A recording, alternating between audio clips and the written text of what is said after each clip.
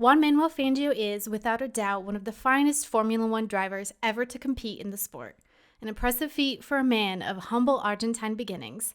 We know him best for his 5 World Driver Championships achieved with 4 different teams, setting records that were considered unbeatable for decades. His influence on the sport was profound, but he was more than just a racing driver. In fact, it was Fangio himself who managed to drastically change the tides of the Cuban Revolution that saw Fidel Castro take control of the island nation. And all it took was getting kidnapped. Motorsport isn't just about fast cars and daredevil drivers. It's a place where shadows race alongside the cars and scandals burn hotter than exhaust pipes. Welcome to Deadly Passions, Terrible Joys, a history podcast dedicated to diving into the darkest corners of the racing world to uncover secrets, deception, and intrigue. To really understand how Fangio's 1958 kidnapping impacted the world, we have to go back to the beginning, to June 24th, 1911, when Juan Manuel Fangio was born to a modest family of stonemasons and farmers in the humble town of Balcarce, Argentina.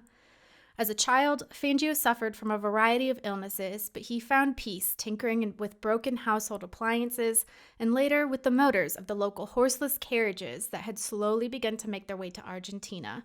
Young Fangio enjoyed the schooling he received, but in Balcarce, formal schooling only lasted until a child was about 12 years old. To continue pursuing an education, Fangio would have had to move 150 miles away to Buenos Aires, where schooling came with a high price tag. Juan was one of the Fangio family's 6 children. Between their lack of finances and his own frail health, Juan's mother, Herminia, opted to keep him close and under her care.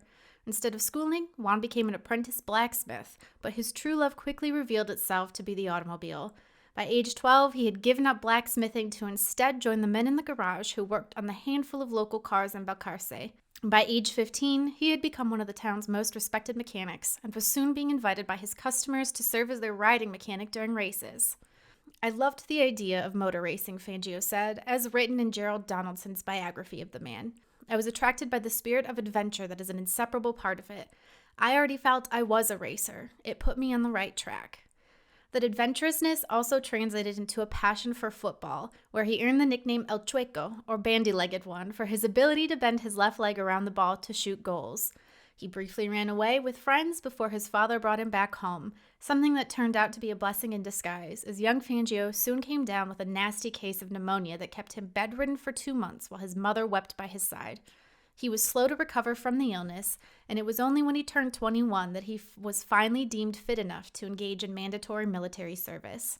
There, his skills behind the wheel earned him a spot as an official driver, and the mandatory physical activity was good for Fangio's health. He was discharged just before his 22nd birthday when he returned home to pursue a career as a footballer. It was actually his teammates who suggested that he instead focus on his mechanical skills, and soon several members of the team had set up a repair shop for local vehicles. Over the course of 6 years, the shop had begun to thrive. It wasn't until late 1936 that Fangio decided he could perhaps gain publicity for his garage by competing in a race. Using the pseudonym of Rivadavia to keep his activities a secret from his family, Fangio entered a 1929 Ford Model A in a 25-lap race around Balcarce's Benito Juarez road course. It wasn't the most prosperous outing. On the first lap, Fangio watched a car overtake him, then lose control. The driver was killed. Later, after making his way up to 3rd place, Fangio's Model A suffered an engine failure, and he was out of the race with just 2 laps to go. His next outing was also a little bit of a disaster. In December, Fangio worked through the night to get a 1930 Ford Model A up to racing spec, only to arrive at the track to find the race already underway. He tried to sneak onto the field, but he was disqualified for his behavior. And then he had to suffer the indignity of explaining his goings-on to his parents. After one more disastrous race that left a gaping hole in his finances, Fangio decided to hang up his helmet and focus instead on running his successful repair shop. It was over a year before Fangio competed again, and his return came with a renewed vigor. Over in Europe, many long-distance road races had been banned over complex safety concerns, but in Argentina they were still a primary venue for racing. The roads were dangerous and unmaintained, but it was also far cheaper to host a race on an open road than to build and maintain a closed circuit. In his first event, the Gran Premio Argentino de Carreteras, Fangio and his co-driver Luis Finocchietti labored through the difficult conditions to finish fifth, one of the few cars that actually made it to the end of the 12-stage, 4,950-mile event. It had been a challenge, but Fangio was eager for more. Still, as he continued to grow his racing career in the late 1930s, he was never quite an out-and-out star. While he was finishing races, his results had left much to be desired, and Fangio may have quit for good had his friends, family, and customers in Balcarce not fallen for the local hero who was competing against iconic drivers on some of the most difficult courses in motorsport history. A local councilor even organized a collection campaign to buy Fangio a car to enter in another running of the Gran Premio Argentino de Carreteras. Fangio struggled through the race, then immediately launched into another event called the Gran Premio Extraordinario, which was designed to take advantage of the fact that all of those cars had just competed a long-distance race and could go head off to do another. Despite persistent car trouble in both events, Fangio had achieved results he could be proud of and learned just how important it was to keep pushing through adversity. And then finally, Fangio was rewarded with his first race win, which came at the grueling 1940 Gran Premio del Norte, a 6,250-mile rally-style race that ran from Buenos Aires through the Andes to Peru, then traversed right back down to Buenos Aires. It was a 15-day event that forced drivers to endure everything from dry deserts to snow-capped mountain peaks to thick, humid jungles. It took a local raffle for Fangio to afford a vehicle for the race, but he and co-driver Hector Thierry were able to transform a stock Chevrolet into a race-ready machine with, once again, financial help from friends and locals. The Gran Premio del Norte was the kind of race that not only challenged cars, it also forced its drivers to compete under increasingly dangerous circumstances, and for the Fangio-Thierry duo, the race almost ended before it truly began. Early in the race, a rock damaged the car's drive shaft. While they were able to fix the damage, more setbacks followed. In Bolivia, a local crashed into Fangio's car and bent the axle, forcing the men in the cockpit to pull an all-nighter to make repairs. And then, just before the desert section of the event, the fan blade got loose and punctured the radiator, forcing the two men to drive 150 miles through the desert with no water. The headlights fell off as the Chevrolet powered through the night, and it was Thierry's tie that secured the all-important lamps in place. Up in the mountains, it was so cold that Fangio could only drive if Thierry held him, the two men sharing warmth. But after those 15 grueling days, Fangio had won. The hardship had proven to be worthwhile when he took home tens of thousands of pesos and countless trophies at the end of the event, and he had further secured his ambition to be a racing driver. However, as far as the international racing community went, Juan Manuel Fangio was still a relative unknown. His local successes had transformed him into a legend in Argentina, but his name would have meant very little to anyone over in Europe. And with the onset of World War II putting his racing career on hold, it seemed as if Fangio could be forced to give up his dream just after he had been crowned champion of his local series. The boy from Balcarce had gotten a taste for speed, though, and he went the duration of the war reminiscing about his fantastic successes and his hopes for the future. When fuel rationing ended and the war came to a close, Juan Manuel Fangio, now 36 years old, picked up racing again in 1946, then headed to the big, long-distance events that kicked off 1947. And then came La Temporada. Thanks to its location, South America became a coveted locale for small racing championships during Europe's traditional off-season, and in 1948, the Automobile Club Argentino had organized its second running of La Temporada, which essentially served as a non-championship race for Grand Prix cars. Foreign drivers were attracted by handsome paychecks, and as part of Juan Perun's goal to make Argentina an impressive name in all sports, 2 Grand Prix cars were on offer for the most eligible Argentine racers in what would become their first opportunity to compete against big names like Achille Varzi, Jean-Pierre Wimille, Luigi Villaresi, and more. After a comprehensive round of interviews, Fangio was selected to compete in one of the Grand Prix cars, a Maserati. Aside from his inherent skill behind the wheel, Fangio impressed the interviewers by being one of the only men who didn't ask the ACA how much they'd pay him for showing up. Instead, he asked them how much he could pay them. While Fangio's performance in La Temporada did leave a little to be desired, he was a quick learner and had impressed many of the Grand Prix drivers who had traveled to compete. Men like Wamil and Varzi took care to explain to Juan the nuance of unfamiliar Grand Prix cars and taking this promising star under their wing. And they weren't the only ones who were impressed. After La Temporada, the ACA organized an international tour for Fangio and his compatriot Oscar Galvez. The goal was to send these drivers out to experience European Grand Prix and big American races like the Indianapolis 500. That would help them better understand what Argentina would need to do to create competitive stars in the future. Once abroad, Fangio rekindled his friendships with the greatest drivers of the day and began to enter his first international races. Sadly, upon his return to Argentina, Fangio was involved in a racing accident that resulted in the death of his co-driver, Daniel Urrutia. The two men were good friends, and Urrutia's death, along with the deaths of 3 spectators and 2 other drivers in that event, shocked Fangio to his core. For a brief time, again, he considered giving up racing altogether, unable to reconcile the immense danger of a sport with his desire to compete. But as time passed and more opportunities arose, Fangio recovered. In December 1948, he had his big break. The Perón government bought Fangio a Maserati and sent him to Europe to kick off his racing career. He dominated his first event in San Remo, then went on to win a further 4 of the 6 Grand Prix he entered in 1949. Despite the fact that, at this point in his late 30s, Fangio was older than much of his competition, he became one of the most sought-after talents. He was ultimately rewarded for his efforts by Alfa Romeo, who signed him as a works driver for the first ever Formula One World Championship in 1950. From here, Fangio's story is likely familiar to many race fans. In 1950, 3 victories in 6 races was good enough for the Argentine driver to take second in the championship, behind Nino Farina. The following year, Fangio remained with Alfa Romeo to secure his very first world title thanks to 3 wins and 2 second-place finishes. But as Formula One plowed into its 3rd year of competition, it had become clear that the sport was struggling. The effects of World War II still saw automakers struggle to find the funds to develop their F1 cars. So the sport was run under Formula 2 specifications for the few years to allow more cars to enter. Alfa Romeo didn't have a Formula 2 car. So, without a team, Fangio popped behind the wheel of several different cars for non-championship races, and it was during this time that he suffered one of his worst accidents. Trying to make ends meet, Fangio had agreed to race a Maserati in Monza the day after he drove a BRM in Dundalk, Ireland.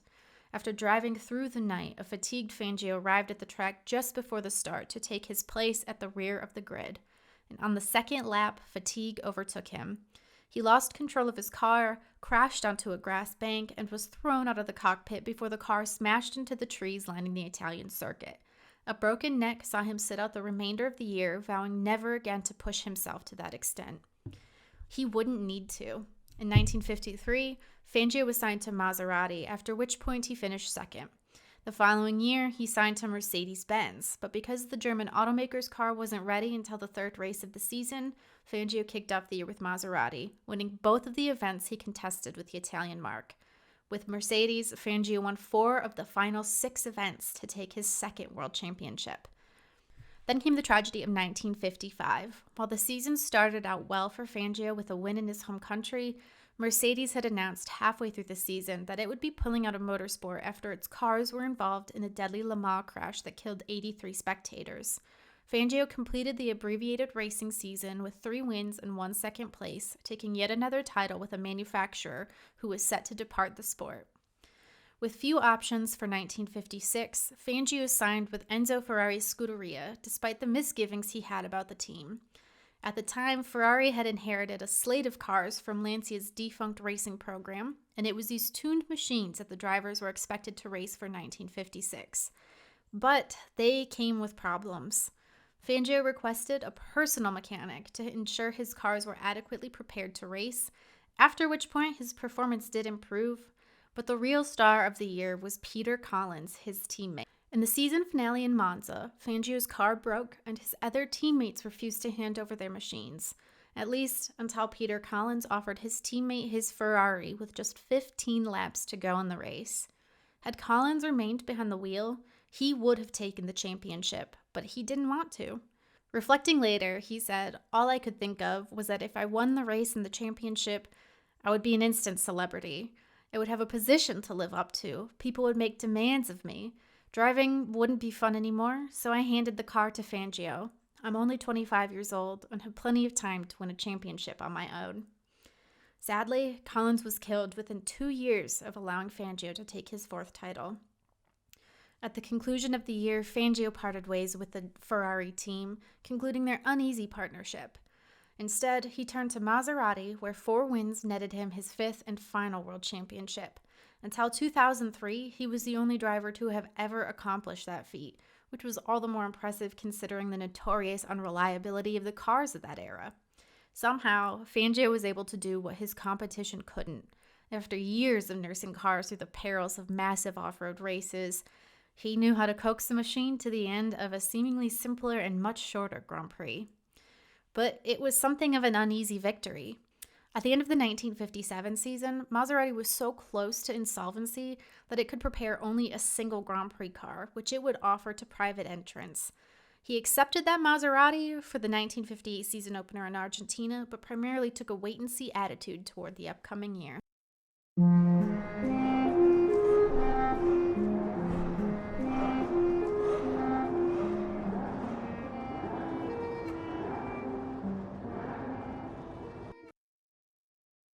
All of that finally brings us to 1958.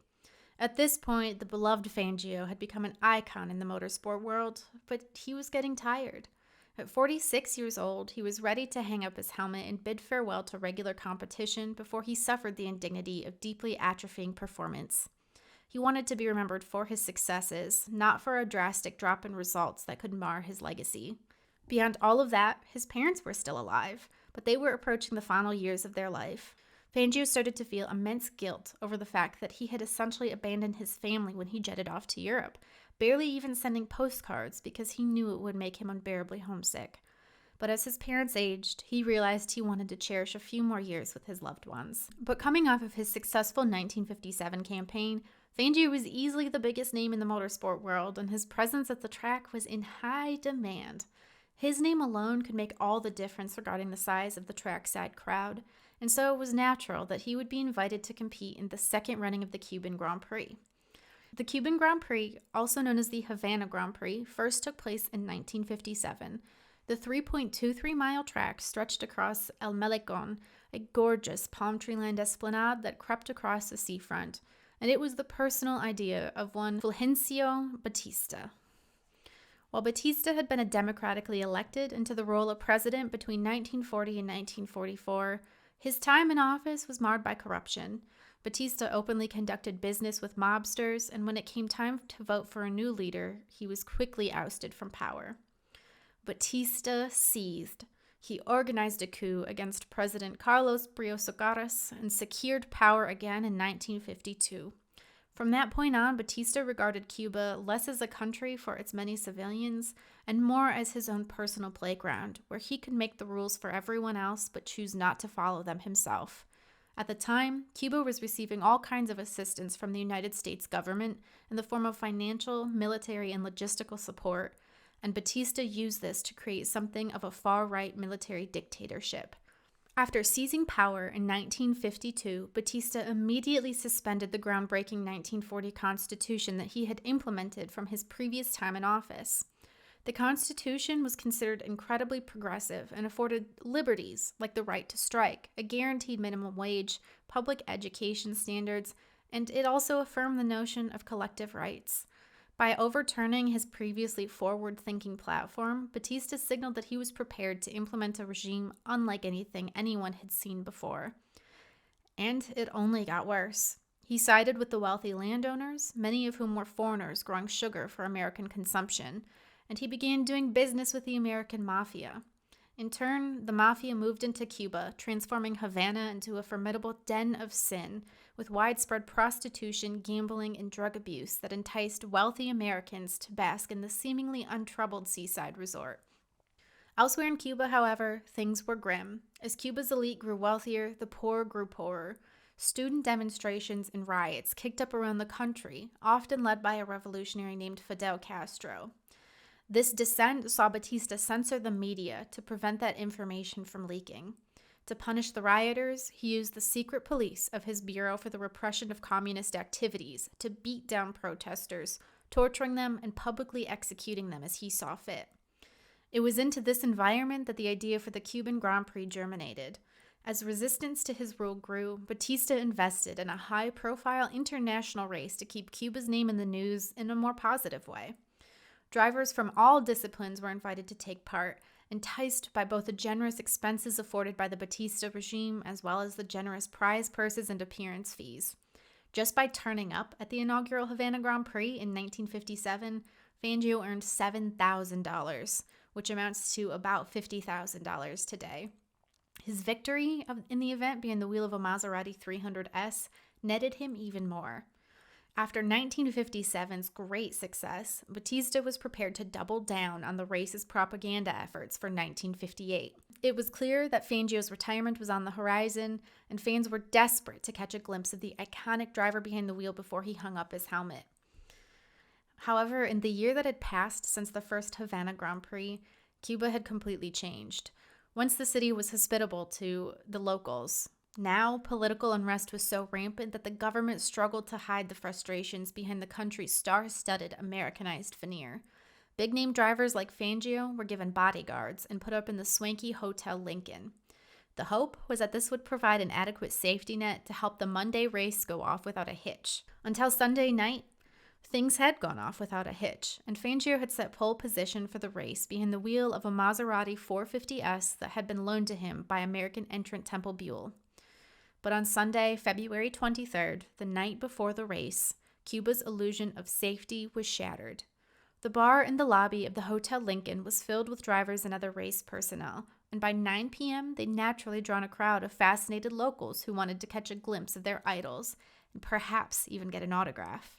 As Fangio stepped forward to sign something for a young gentleman in the crowd, however, he was shocked to find not a napkin or a piece of paper in front of him, but a Colt .45 pistol. At first, Fangio assumed he was the victim of a bad joke and laughed with the shaky-looking gentleman brandishing the gun.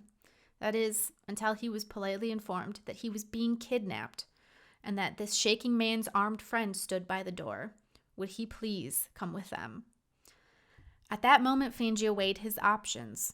He, along with every other driver, had been afforded armed bodyguards by the Batista government, but it was clear that the man poking him in the ribs with a pistol was something different, as was the friend who had leveled his own gun at the crowd of astonished onlookers. More than anything, Fangio was desperate that the situation not evolve into an all-out gun battle that could have killed innocent members of the crowd. I said I would go with him, Fangio said, as reported by Gerald Donaldson in his biography of the driver. As we walked out, I was waiting for gunfire, ready to throw myself on the ground as in action films. But nobody fired. At the door, the second kidnapper shouted out, "Nobody leaves this hotel for 5 minutes." Outside, there were 4 more men with machine guns pointing at the door. One of the kidnappers, Angel Paya Garcia, recalled a similar tale, as reported in Motorsport magazine. Fangio thought we were joking until he saw the gun, and when we warned the others that Fangio would take the consequences if anyone tried anything, the racing driver said, "Let's go."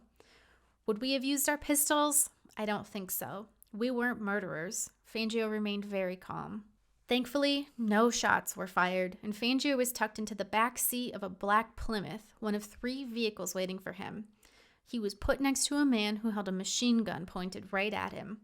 Fangio asked this man to put the gun down, as he wouldn't offer any resistance to their efforts. In turn, he was asked to wear a hat and sunglasses, then crouch on the floor of the car, out of sight from any onlookers.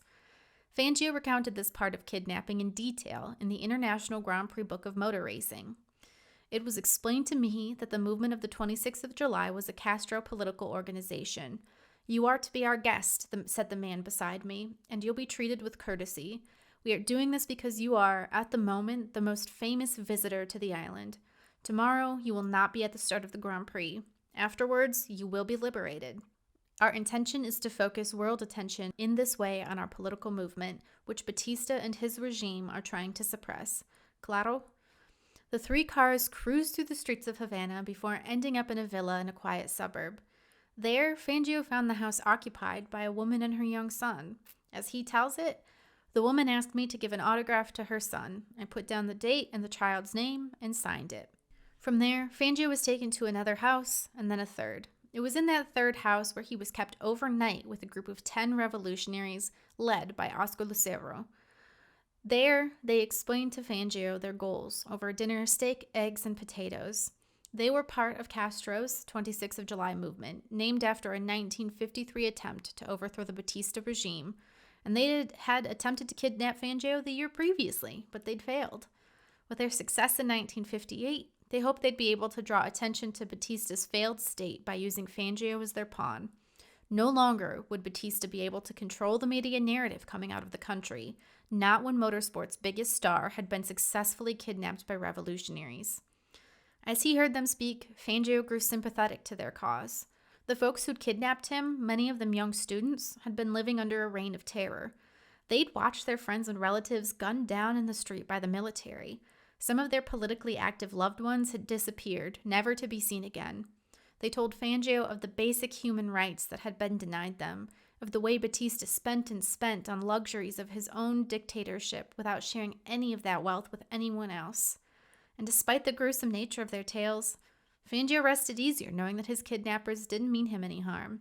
Instead, they set him up with a comfortable bed and allowed him to call his family to let them know that he was safe no matter what they read in the papers. And the papers came flowing in. As soon as Fangio had been kidnapped, members of the 26th of July movement went straight to the news agencies to get the word out. Juan Manuel Fangio had been kidnapped, and Batista's government hadn't been able to stop it. The driver himself skimmed those headlines of the local newspapers at breakfast, where he learned that his fellow drivers had been placed under greater surveillance, while a massive Batista-endorsed manhunt attempted to track Fangio down. Suddenly, the narrative around the race had shifted from state-sponsored propaganda to all-out exposés on the dangers of the country under Fulgencio Batista's rule. Things only got worse for Batista. He demanded the start of the 1958 Cuban Grand Prix be delayed for 2 hours, confident, perhaps, that the police might just find the event's star driver who had helped attract a crowd of over 250,000 people. At least that's the attendance figure cited by Nigel Roebuck in Motorsport magazine. Other people put the figure around 150,000. The delays couldn't go on forever, though, and when it became clear that Fangio was not going to make the grid, his Maserati was given to driver Maurice Trintignant, and the race was ready to run. Fangio's captors hoped that the government would have to cancel the race without its star. They did kindly provide him with a television set to watch the start of the event, even though he found it uncomfortable to spectate a race he likely could have won.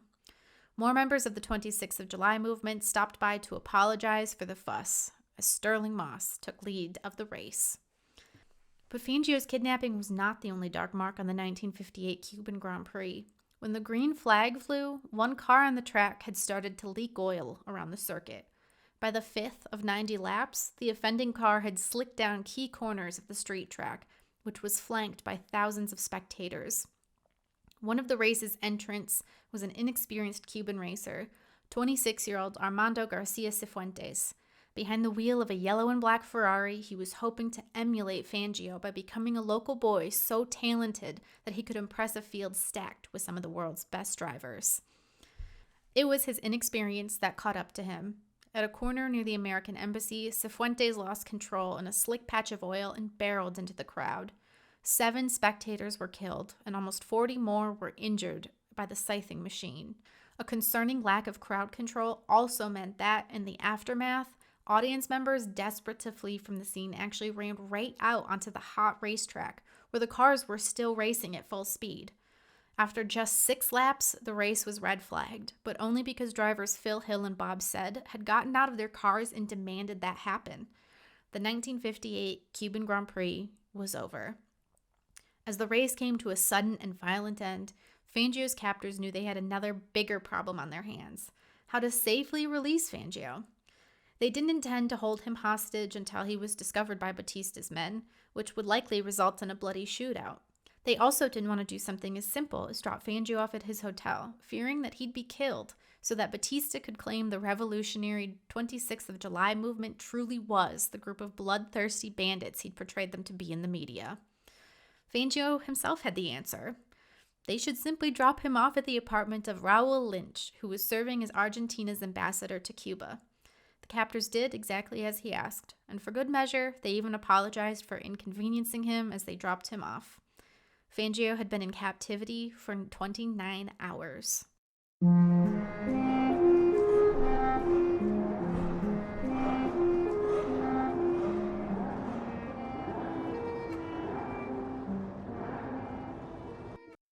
Fulgencio Batista's government began to crumble after Fangio's release. His failure to find the reigning world champion despite a massive manhunt revealed underlying weaknesses in what had once seemed to be an unstoppable military dictatorship. Within 9 months, Batista had fled to another country where he attempted to hide out under exile as the U.S. implemented arms bans on Cuba and his supremacy as leader began to fall into question. Even though the 26th of July movement failed to get the Havana Grand Prix canceled, they ultimately found greater success from the tragedy that the race ultimately became. Cifuentes' crash and the subsequent failure to control the crowd continued to reveal that the Batista government was not quite in control the way it wanted itself to seem. In fact, further shockwaves reverberated in the aftermath of the event, when the government attempted to blame Cifuentes for the crash, when Cifuentes was still fighting for his life in the hospital. The government refused to apportion any blame to race organizers for an unacceptable lack of crowd control, perhaps because the event happened to be run by Batista's brother-in-law. It all further served to highlight the cruelty of the dictatorship. Castro's guerrilla tactics proved effective in fighting Batista's army, and the Batista government was ultimately overthrown on the first day of 1959 by a group of rebels acting under the command of Che Guevara. Soon after, Castro's army rolled victoriously through the streets of Cuba. This new government attempted to hold an additional Grand Prix in 1960 called the Gran Premio Libertad, or the Freedom Grand Prix, once again to entice tourists to view Cuba as a fabulous vacation destination. Sadly, the action-packed week of racing ended on a negative when Castro issued an ultimatum. Whatever remained in Cuba after a certain date that happened to be very soon after the race would be claimed as his. That meant he'd be able to seize all of the race team's vehicles and equipment, and with only one ferry making a handful of trips between Havana and West Palm Beach, Florida, not everyone got their cars out of the country. Grand Prix racing never came back to Cuba. Fangio, for his own part, looked back on the event with his usual good grace. Speaking to the media, he confessed that he bore his captors no ill will and actually understood why they had done what they'd done. Shortly after his release, he was flown to New York City, where he was paid $1,000 to appear on The Ed Sullivan Show. During the interview, he laughed and said, "I had won the world championship 5 times, but what made me big in the United States was being kidnapped in Cuba, which I thought was a bit strange." 5 months later, Fangio retired after completing the 1958 French Grand Prix. Although he was running 5th at the end of the race, it was slow enough that leader Mike Hawthorne had begun to creep behind Fangio on the last lap. In deference to the legend, Hawthorne slowed, refusing to pass Fangio in order to allow him to finish on the lead lap of the race. When Peter Collins crashed before the end of the event, Fangio was even able to move up one more position.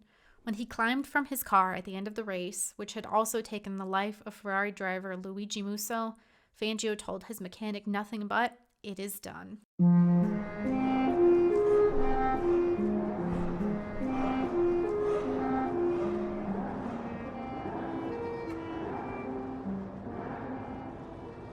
Motorsport has often operated somewhat on the fringes of society, swayed more by the promise of a hefty paycheck than the political leanings of that particular country. In modern years, massive investment from Saudi Arabia has convinced countless forms of motorsport to strengthen their ties with a country that has been accused of rampant civil rights abuses. Even still, we might think that today it would be impossible for something like Fangio's kidnapping to happen. We don't have to peer far back into the past to understand where the danger of volatile countries could manifest itself today. During the 2022 Saudi Arabian Grand Prix, Houthi rebels attacked a Saudi Aramco depot in Jeddah, where the F1 circus had convened to race. Saudi Aramco is a massive sponsor of the sport, and the bombing of its depot was so close to the track that it sent an unmistakable message. In that instance, thankfully, no one was injured in the attack, and the race continued after 4 hours of deliberation by team bosses, F1 leaders, and the drivers. But it did serve as a critical reminder that a Grand Prix event can still be a powerful tool for political demonstration. After his retirement, Juan Manuel Fangio made a career selling Mercedes-Benz cars and turning demonstration laps behind the wheels of his most iconic machines. He died on the 17th of July, 1995, at the age of 84, having spent his entire life as the most dominant F1 driver in the history of the sport, and perhaps the only one capable of transforming the scope of an entire country's revolution.